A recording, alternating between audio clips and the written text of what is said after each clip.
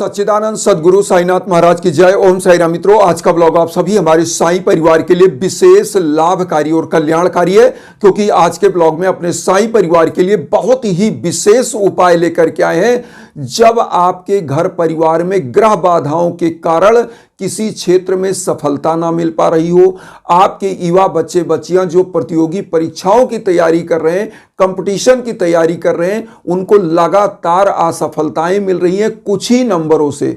आपके घर परिवार के युवा बच्चे बच्चियों की शादी विवाह में विलंब चल रहा हो, आपके बिजनेस व्यापार में लगातार घाटा लग रहा हो, आपके घर परिवार में लगातार रोग दोष से पीड़ित चल रहे हो, घर में कलह का वातावरण बन रहा हो, ऐसे समय में यह उपाय आपके लिए रामबाण कार्य करेगा।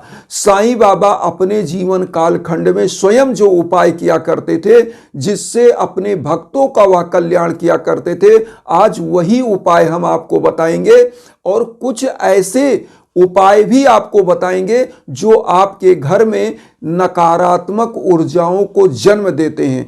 अगर इन चीजों को कर लिया जाए तो आपके जीवन में बाबा की कृपा बरसती रहेगी और कभी भी आपके घर में निर्धनता नहीं आएगी, आपके घर का सौभाग्य का उदय हो जाएगा। आइए जानते हैं सबसे पहले कि घर में क्या करना चाहिए जिससे नकारात्मक ऊर्जाएं दूर हों, ग्रहों की बाधाएं दूर हों। देखिए, सबसे पहले तो यह जाने नकारात्मक ऊर्जा और ग्रह बाधाएं होती क्या है। नकारात्मक ऊर्जा और ग्रह बाधा लगभग एक ही चीज होती है। होती क्या है?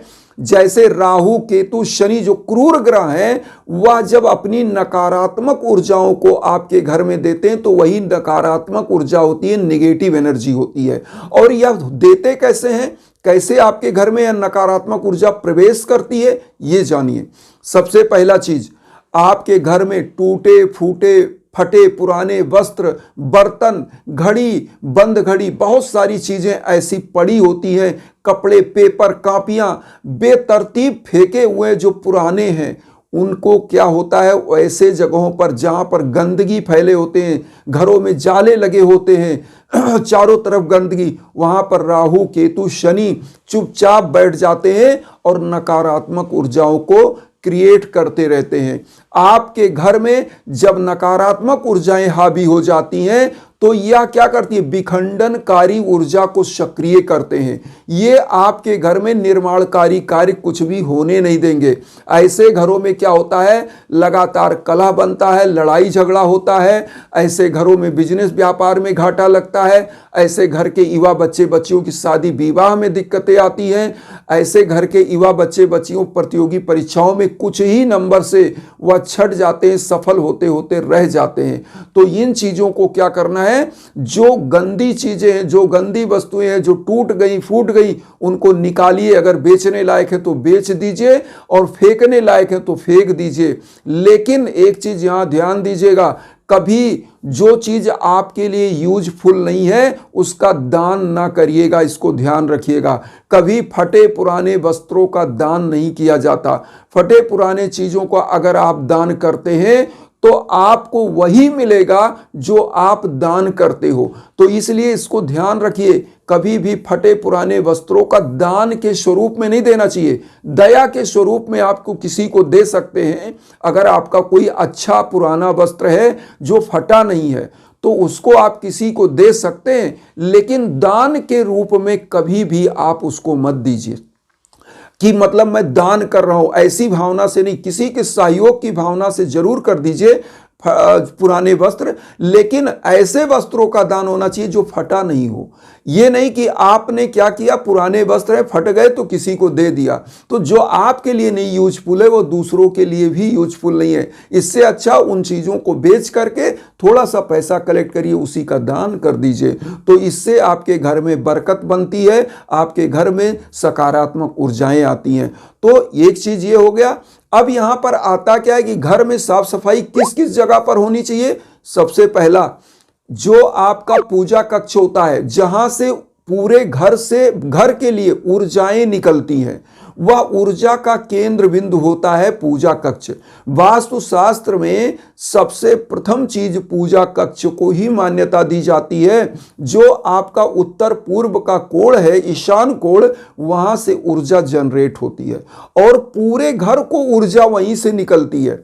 जब पूजा कक्ष में गंदगी होती है, पूजा कक्ष में जाले लगे होते हैं, मकड़े मकड़ियां टहल रही हैं, छिपकलियां टहल रही हैं, ऐसे घरों में कभी भी भगवान का वास उस पूजा कक्ष में होता ही नहीं है। और उस पूजा कक्ष में गंदगी में जो पूजा करी जाती है तो वहां नकारात्मक ऊर्जाएं ही बढ़ती हैं। तो ऐसे समयों में क्या करना है, पूजा कक्ष में जो प्रतिदिन आप फूल पत्ती चढ़ाते हो, जो आप माचिस अगर जला करके धूप बत्ती जला रहे हो, तो जो चीजें वहां से उनकी डेली की डेली साफ सफाई होनी चाहिए। आप जैसे आज पूजा करने गए, कल का चढ़ाया हुआ चीज हटा दीजिए, उसके बाद पूजा करिए, साफ सफाई, गंगा जल का छिड़काव करिए पूरे साफ सफाई करने के बाद पूरे पूजा कक्ष में। अब दूसरा पॉइंट जहां पर नेगेटिव एनर्जी सबसे ज्यादा बैठती है, कहां पर? किचन में। किचन क्या है? हमारे उदर पोषण का अड्डा है, जहां से हमारे यह शरीर की ऊर्जा मिलती है। इसीलिए कहा गया है जैसा खाए अन्न वैसा रहे मन। तो कहने का मतलब है कि आपके किचन के सिंक की बहुत साफ सफाई होनी चाहिए। अक्सर वहां पे जूठा नहीं, 4 दिन का जूठा नहीं रखा होना चाहिए। अगर डस्टबिन आपने रखा है, डस्टबिन के कूड़े डेली फेंके जाने चाहिए। तो ऐसी चीजों में साफ सफाई होनी चाहिए, क्योंकि अन्नपूर्णा उसी घर में वास करती हैं जहां पर साफ सफाई होती है। तो अन्नपूर्णा देवी कौन है? लक्ष्मी की स्वरूपा है। मां लक्ष्मी उसी घर में आती हैं जहां पूजा कक्ष साफ होता है, अन्नपूर्णा का स्थान साफ होता है, मतलब किचन साफ होता है। अब यहां पर आता है मुख्य दरवाजा, जहां से पुराने समय में लोग यह कहते थे जिसके घर का दरवाजा साफ है तो ऐसी मान्यता है उसका घर भी साफ होगा। तो घर का जो मुख्य दरवाजा होता है, जिसको देखने मात्र से ही पता चल जाता है कि इसका आभा मंडल क्या, इस घर की ऊर्जा क्या है। जैसे कोई व्यक्ति आपका चेहरा देख करके कहता है बहुत अच्छे आदमी हैं, बहुत सुंदर है, ऐसे ही आपके घर का जो बाहरी चीज है अगर वह साफ होता है तो मां वैभव लक्ष्मी भगवान दौड़कर ऐसे घरों में ब्रह्म मुहूर्त में प्रवेश करते हैं। तो आपको अपने घर के दरवाजे पर क्या करना है? डेली जो पूजा करने जाए 1 लोटा जल रखिए, उस जल को प्रत्येक दिन अपने घर के मुख्य दरवाजे पर छिड़क दीजिए। और यहां पर क्या करिए, एक चीज और ध्यान रखिए, जब आप घर के दरवाजे पर छिड़क रहे हो तो गुरु तत्व को मजबूत करने के लिए थोड़ा सा हल्दी इस जल में मिलाकर छिड़क दीजिए। आपके घर का गुरु तत्व मजबूत होगा और ऐसे घर में शुभ कार्य होते रहेंगे। जिन माताओं बहनों के घरों में बच्चे बच्चियों की शादी ब्याह में दिक्कतें चल रही हैं, वह दिक्कतें भी समाप्त होंगी। तो एक चीज ये हो गया। अब आता है, बहुत लोग क्या करते हैं, अपने घर के टॉप पर जितने कूड़े करकट होते हैं ले जाकर छत पर रख देते हैं। छत क्या है? ये वास्तु का सर है। मतलब जिस प्रकार से एक मंदिर, देखिए घर को एक तरह से मंदिर कहा जाता है, तो घर के ऊपर जब कोई चीज रखते हो तो वह आपके सर पर भार की तरह हो जाता है। राहु केतु शनि आपके सर पर सवार हो जाते हैं। इसलिए कभी भी कूड़ा करकट घर से निकालकर छत पर नहीं रखना चाहिए। मैंने इसीलिए पहली बार में बताया कि जो ऐसी चीजें हैं, टूटी फूटी चीजें हैं, बर्तन है, कपड़े हैं, टूटी घड़ी है, बंद घड़ी है, जो खराब टीवी है, बहुत सारे लोगों के हमने देखा इलेक्ट्रॉनिक चीजें खराब पड़ी, इन सब में राहु केतु शनि बैठ जाते हैं और वह नकारात्मक ऊर्जाओं को क्रिएट करते हैं। तो इनको बेच देना चाहिए। जब आपके लिए उपयोग नहीं है, क्या मतलब है इनको रखने? बेचिए, हटाइए, या फेंकने लायक है तो फेंक दीजिए। अब यहां पर आता है, जब घर की साफ सफाई हो गई तो नकारात्मक ऊर्जा दूर और कुछ ग्रहों की बाधाएं दूर। अब समग्र रूप से ग्रह की बाधा दूर करने का उपाय समझिए। बाबा स्वयं एक दीप जलाते थे। द्वारका माई में क्यों जलाते थे इसको आप समझिए, वो भी मैं बताऊंगा, उसका रहस्य क्या है। बाबा एक धूनी प्रज्वलित करते थे, क्यों जलाते थे इसका भी रहस्य मैं बताऊंगा। तब आपके घर की नकारात्मक ऊर्जाएं, ग्रहों की बाधाएं दूर हो जाएंगी जब आप इनके रहस्य को जानेंगे। क्या है रहस्य? दीप के लिए लिखा गया शुभम करोति कल्याणम आरोग्यम धन संपदाम शत्रुबुद्धि विनाशाय दीपकाय नमोस्तुते। दीप के लिए यह मंत्र लिखा गया है। और पुरातन समय में भी जो बूढ़ी दादी माताएं होती थी वह गोधूल बेला में ही घर के मुख्य दरवाजे पर एक दीप जलाकर रख देती थी। क्यों रखती थी?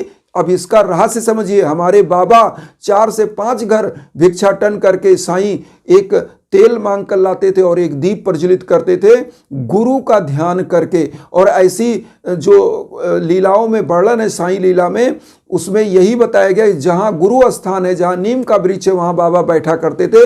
जब वहाँ खुदाई हुई पत्थर हटाया गया तो उसके नीचे दीप जलता हुआ मिला था। इसका मतलब क्या है कि बाबा अपने गुरु का आवाहन करते थे उस दीप के माध्यम से और पूरे विश्व का कल्याण करना चाहते थे। अंधकार से प्रकाश की ओर ले जाने चाहते थे पूरे जीव जंतुओं को। उनके लिए वह कल्याण की भावना से वह जलाते थे उस दीप को। अब यहां पर आता है बाबा धूनी क्यों प्रज्वलित करते थे? धूनी करता क्या है? समस्त प्रकार के पाप ग्रहों को वह जलाकर भस्म कर देता है। इसीलिए मैं कहता हूं कि घर में शाम को एक दीप जलाइए, हफ्ते में एक दिन बाबा को धूनी दिखाइए और उसके बाद उस धूनी को पूरे घर में दिखाइए, लोटे में जल रखिए, पूरे घर में छिड़किए। और यहाँ पर मैं बता दूं डेली की पूजा जो होती है साईं चालीसा, साईं बावनी, 11 वचन आरती, और यहाँ पर मैं बता दूं साईं बावनी पढ़ करके उसके बाद एक धूनी अगर हफ्ते में एक दिन प्रज्वलित कर देते हैं और पूरे घर में दिखाते हैं, घर के वास्तु दोष दूर होंगे, नकारात्मक ऊर्जाएं दूर होंगी, घर की नवग्रह में शांति आएगी। जो नवग्रह की शांति अगर आप चाहते हैं, बहुत सारे ज्योतिषियों के यहाँ आप जाते होंगे, जो एस्ट्रोलॉजर होते हैं वो बताते हैं आपके घर में नवग्रह की शांति होगी। तो अब इतना इजी उपाय है, इससे इजी कुछ हो नहीं सकता। यहाँ पर एक चीज और हम आपको कहेंगे कि बाबा का जब भी पूजा करिए सच्ची श्रद्धा से करिए और कुछ गरीबों को गुरुवार को जो भी आपका यथा समर्थ है खिचड़ी, फल, वस्त्र वह दान करिए। सीजन के अनुसार वस्त्र, जैसे ठंडा मौसम चल रहा है तो ठंडक के वस्त्र, गर्म मौसम चल रहा है तो गर्मियों के वस्त्र, और फल फूल, सीजनल फल फूल दान करिए, खिचड़ी बनाकर दान करिए। दान करने से ही आपको इस कलयुग में सबसे ज़्यादा फल प्राप्त होगा, क्योंकि साईं नगरी शिरडी में आप जाएंगे तो वहाँ अन्नदान का सबसे बड़ा महत्व आपको दिखाई पड़ेगा। जो एशिया का सबसे बड़ा प्रसादालय है वह शिरडी में है। बाबा के दरबार में लोग दर्शन करते हैं और प्रसाद पाते हैं। तो वही प्रसाद का वितरण करिए गरीबों दीन दुखियों के लिए आप भी, और आप भी पुण्य के भागी बनेंगे। आपके घर परिवार में समस्त जो आप मांगोगे ना, मांगने की भी जरूरत नहीं पड़ेगी, बाबा स्वयं वर्षा कर देंगे। लेकिन इस शास्त्र सम्मत विधि से अगर आप अपने जीवन को ढालते हो तो। यहां पर एक चीज और हम आपसे कहेंगे कि जब जीवन में भीषणतम बाधाएं चल रही हों, संतान प्राप्ति में बाधा, युवा बच्चे बच्चियों के कंपटीशन क्षेत्र में जो कुछ नंबरों से छट जाते, सफल होते होते छट जा रहे हैं, जिनके विवाह में दिक्कत चल रही है, विलंब चल रही है, उनके लिए, जिनके बिजनेस व्यापार में घाटा चल रहा है, ऐसे समयों में आप यज्ञ आजन हवन पूजन जरूर कराएं। निश्चित रूप से आपका कल्याण होगा। हम इसीलिए इंस्टाग्राम का लिंक पहले देते थे, अब आपको व्हाट्सएप नंबर भी दे रहे हैं। दोनों पे से किसी भी प्लेटफॉर्म पे आप हो वहां पर आइए, आपका मोस्ट वेलकम है। हमारे लायक जो संभव है, अगर आप चाहेंगे यज्ञ आजन हवन पूजन, निश्चित रूप से आपके लिए जो है संकल्प हो करके, मंत्र जप हो करके यज्ञ आजन हवन होगा और आपका कल्याण होगा। यह ऊर्जा विश्व के किसी कोने में आप हो वहां तक पहुंचती है और आपका कल्याण होता है। तो इन्हीं भावनाओं के साथ एक चीज और कहेंगे कि वसुधैव कुटुंबकम की जो भावना हम लेकर चल रहे हैं, उसमें आप सभी लोग चैनल को सब्सक्राइब करके हमें भी अपना आशीर्वाद दीजिए और उन साईं परिवार तक वीडियो को जरूर शेयर करिए जो किन्हीं कारणों से कष्ट में, दुख में। इसी भावना के साथ ओम साई राम।